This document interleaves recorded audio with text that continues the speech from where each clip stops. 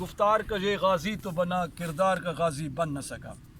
تو وہ اپنے بارے میں یہ اس طرح کی باتیں کرتے ہیں، لیکن میں نے دیکھا ہے کہ ان کو اگر آپ ان کی زندگی کو جتنا آپ پڑھتے جائیں تو وہ لگتا ہے کہ وہ حقیقی تفسیر تھے اپنے اشعار کی، یعنی ان کی زندگی میں اس کے اوپر جو انہوں نے کہا اس کے اوپر عمل کرنے کی حقہ کوشش کی. بشری کمزوریاں ہر انسان میں ہوتی ہیں اور میں اس کی تفصیل میں نہیں جانا چاہتا. مجھے صرف 2-3 ایسے چھوٹے چھوٹے واقعات ہیں جس سے ان کی شخصیت کے اوپر روشنی پڑتی ہے. کہ ایک مقدمہ آیا ان کے پاس. مقدمہ کچھ ایسے تھا کہ ایک طرف ریاست تھی اور دوسری طرف کوئی ایک مدعی تھا، اور اس میں جو ڈاکومنٹس تھے وہ عربی میں تھے اور وہ لیگل تھے، اور ان کو انگلش میں ترجمہ کرنا تھا کیونکہ جو جج تھا وہ انگریز تھا. تو اس کے لیے پورے ہندوستان میں ایسا بندہ جو لا کے اوپر بھی اتھارٹی ہو، جو انگریزی بھی جانتا ہو، جو عربی بھی جانتا ہو، اس کے لیے نظر پڑی علامہ اقبال رحمۃ اللہ علیہ پہ. اور انہوں نے کہا کہ جی اس کے لیے آپ کو جو معاوضہ ہے وہ ہے 1000 روپیہ روزانہ. آپ جتنے دن اس پہ لگائیں گے، اور منیمم آپ میکسیمم پیریڈ جو ہے نا آپ کو 3 مہینے تک کا ہے. آپ 3 مہینے میں اس کام کو ختم کیجئے، اور آپ جو ہے نا پھر جو معاوضہ بنے گا وہ اس کو آپ کو دیجیے. اس سے پہلے آپ ختم کر لیں گے تو آپ کی مرضی.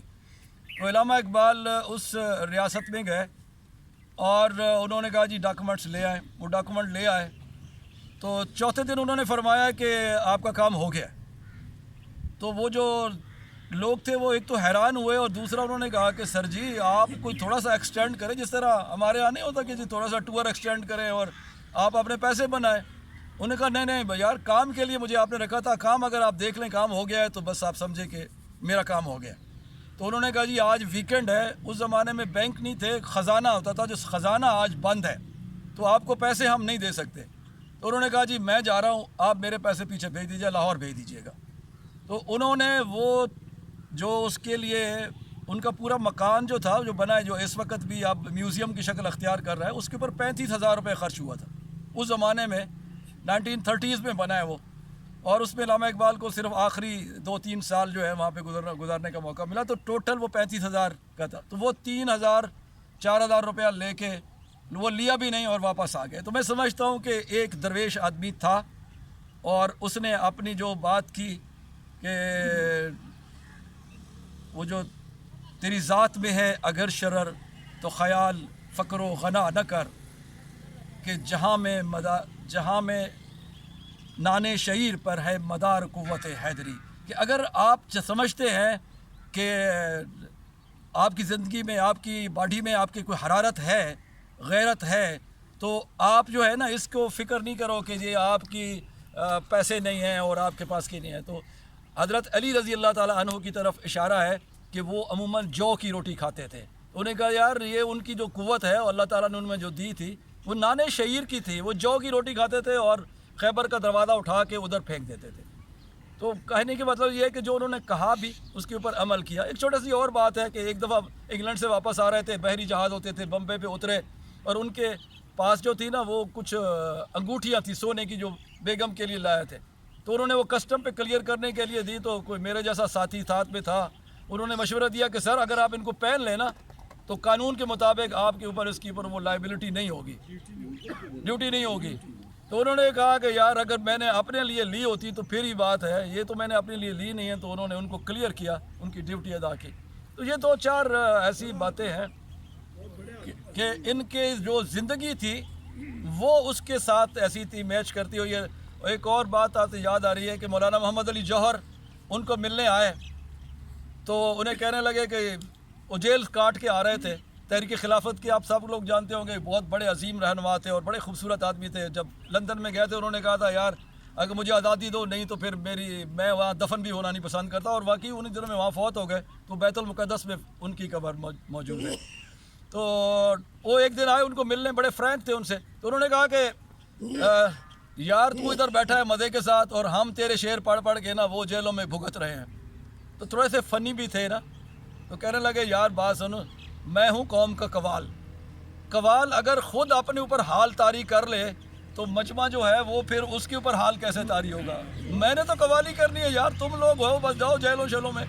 تو کہنے کی بات یہ ہے کہ جی وہ ایسی خوبصورت شخصیت کے حامل تھے کہ ان کے اشعار کے اوپر جتنا کام ہو رہا ہے اس وقت سر ورلڈ کے جو ٹاپ 10 لوگ ہیں، اور ان ٹاپ 10 میں بھی یہ اوپر والے 2-3 لوگوں میں ہے جن کی کلام کے اوپر اس وقت سب سے زیادہ ریسرچ ہو رہی ہے، پوری دنیا میں ہو رہی ہے، یعنی فرینچ میں ہو رہی ہے، ازبکستان میں ہو رہی ہے، ایران میں تو بہت کام ہو رہا ہے، ہندوستان میں ہو رہا ہے، پاکستان میں ہو رہا ہے، پی ایچ ڈی کر رہے ہیں سر اس کے اوپر، وہ بہت زیادہ ہر دفعہ کوئی نئی بات نکال کے لاتے ہیں تو سر جی سر یورپ میں سر بہت زیادہ ہے سر.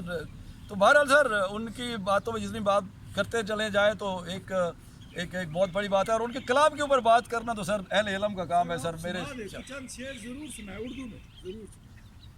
سر ان کے جو مجھے تو وہ لگتا ہے نا جی کہ اگر اس کی اگر ایک ہی شعر ان کا ہوتا نا، یہ 1-2 شعر ہی ہوتے تو میں سمجھتا ہوں کہ وہی کافی تھا. یعنی اللہ نے مسلمانوں کو 2 شخصیات دیں اور انتہائی مایوسی والے دور میں دی. ایک وہ وقت تھا جب تاتاری آئے اور انہوں نے پورے سنٹرل ایشیا میں اور ایشیا میں اور آج کے عرب تک جو ہے نا انہوں نے پورے مسلمانوں کی سلطنتوں کو تہس نہس کر دیا، اور مسلمان بہت ہی مایوسی کی کیفیت میں تھے. اس وقت اللہ تعالیٰ نے مولانا روم کی شکل میں نا ایک ایسی شخصیت دی جنہوں نے قوم کو مایوس نہیں ہونے دیا.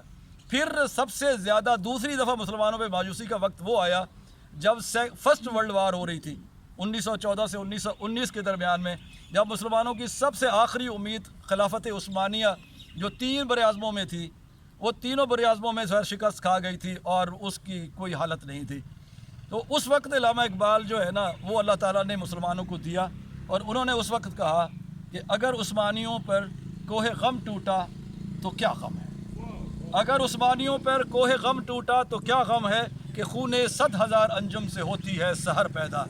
تو انہوں نے کہا یار صبح طلوع ہی اس وقت ہوتی ہے جب سارے ستارے مر جاتے ہیں تو پھر صبح طلوع ہوتی ہے. یعنی ایسی بات نکالی کہ اس وقت مسلمان قتل ہو رہے تھے، شہید ہو رہے تھے. جس طرح آج ہماری حالت ہے اس سے بری حالت تھی اس وقت. آج تو ہمارے پاس ایٹم بم ہے، ہمارے پاس تیل ہے، پٹرول ہے، اور اثاثے بھرے پڑے ہیں ہمارے یاد، ہمارے بینک بھرے پڑے ہیں، لیکن اس زمانے میں ہمارے پاس کچھ نہیں تھا. تو اس وقت بھی انہوں نے مایوس نہیں ہونے دیا. تو میں سمجھتا ہوں یہ ایک ہی شعر کافی ہے، اور دعا کرتے ہیں سر اللہ تعالیٰ ان کو غریق رحمت کرے.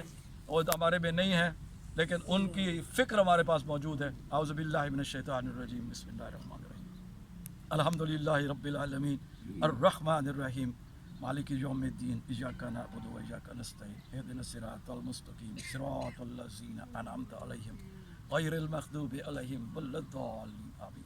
قل هو اللہ احد اللہ الصمد لم یلد ولم یولد ولم یکن له کفوا احد.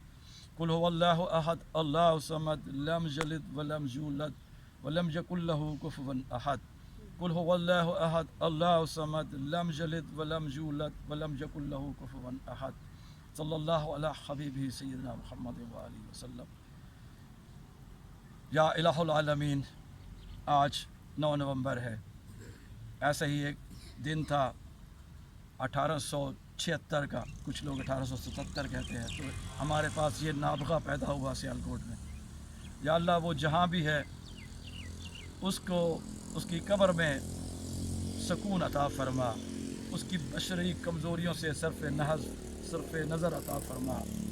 یا اللہ اس کا جو کلام آج بھی ہمارے دل میں دیے روشن کرتا ہے، شمع روشن کرتا ہے، روشنی پھیلاتا ہے، یا اللہ اس کو تا قیامت ہمارے لیے مشعل راہ بنا. یا اللہ اس کی قبر کے دروازے کو جنت کا دروازہ بنا دے. یا اللہ اس کے مقامات کو اس کے بلند درجہ عطا فرما. یا اللہ اس کے کلام کے اوپر، اس کی نصیحتوں کے اوپر، اس کی فکر کے اوپر امت مسلمہ کو اور خصوصاً پاکستانیوں کو عمل کرنے کی توفیق عطا فرما. یا اللہ جس طرح کا اس نے خواب دیکھا تھا، یا اللہ یہ پاکستان اس طرح کا تو نہیں ہے لیکن ہم مایوس نہیں ہیں. یا باری تعالیٰ ایسے حالات پیدا فرما دے، ایسے حکمران عطا فرما، ایسے پالیسی میکر عطا فرما جو ہمیں ایسی پالیسیاں دیں کہ ہم اپنے قرضے اتار سکیں، ہم اقوام عالم میں سر اٹھا کر کھڑے ہونے کی توفیق ہو جائے، اور ہمیں عام آدمی کو اپنی ڈیوٹیاں پوری ایمانداری سے ادا کرنے کی توفیق عطا فرما. اپنے کام کو، فرائض کو سر انجام دینے کی توفیق عطا فرما.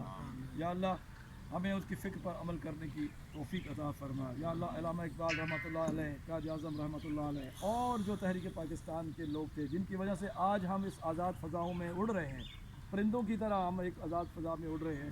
وہ الگ بات ہے کہ ہمیں بہت ساری مجبوریاں بھی ہمارے آنے والی نسلوں نے، ہمارے آنے والے جو جہاں پہ آئے موجودہ حکمران اور ان کی آباد اس کی وجہ سے ہمیں مشکلات کا سامنا ہے، لیکن جو مکان انہوں نے ہمیں تعمیر کر کے دیا ہے اس میں ہوادار بھی ہے، وہ سایہ دار بھی ہے، اس میں ٹھنڈی چھاؤں بھی ہے، اس میں سب کچھ ہے، اس میں صحرا بھی ہے، اس میں پہاڑ بھی ہیں، اس میں ابلتی ہوئی ندیاں بھی ہیں، اس میں برف پوش چوٹیاں بھی ہیں، اس میں زمینیں بھی ہیں، اس میں بلوچستان بھی ہے، اس میں سندھ بھی ہے، اس میں پنجاب بھی ہے، اس میں ہمارے پاس گلگت بلتستان بھی ہے اور KPK بھی ہے۔ یا اللہ اس کے ہر اتنا تنوع ہے موسموں میں، اتنی آبادی ہے ہمارے پاس، ہماری افرادی قوت ہے، یا اللہ ہمیں فکر اقبال پر، قرآن و سنت پر عمل کرنے کی توفیق عطا فرما۔ تمام نابغہ روزگار شخصیتیں جو اللہ نے ہمیں عطا کی تھیں، ہمیں ان کے نقش قدم پر چلنے کی توفیق عطا فرما۔ صلی اللہ تعالی علی خیر خلقہ و نور عرشہ و زینت فرشہ محمد و آلہ و صحابہ اجمعین برحمتک یا ارحم الراحمین۔